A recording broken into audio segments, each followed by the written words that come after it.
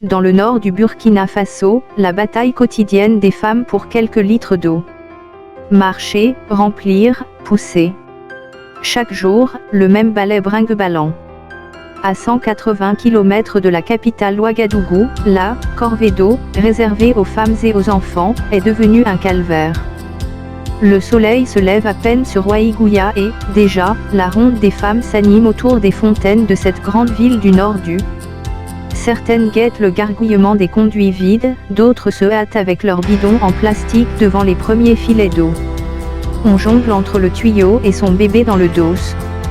On accroche quelques jerrycans remplis à ras bord sur son vélo ou on les entasse dans une charrette, qu'il faudra encore transporter à bout de bras jusque chez soi. À la sécheresse s'ajoute l'afflux des déplacés fuyant les violences dans la compétition pour des ressources déjà rares. En quelques années, la population de la ville a doublé avec l'arrivée de plus de 140 000 réfugiés. Au Burkina Faso, où près de 40% du territoire échappe au contrôle des autorités, les groupes djihadistes utilisent de plus en plus la soif pour assiéger les villages et faire fuir les populations. Stratégie. 11 heures.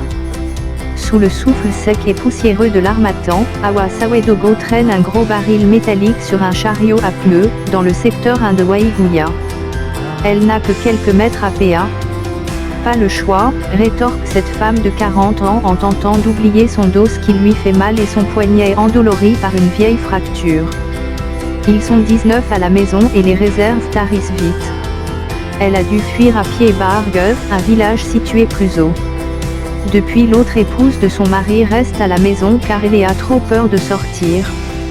Lui erre en ville, à la recherche d'un travail. Quand elle n'est pas occupée à chercher de l'eau, Awa Sawedogo vend dans la rue des sachets d'épices pour pouvoir acheter ses barils d'eau. À Bargue, l'eau du Piout devant sa cour était gratuite. Cette ancienne paysanne n'en manquait jamais pour arroser ses champs de mil. En ville, la terre est trop pauvre pour cultiver.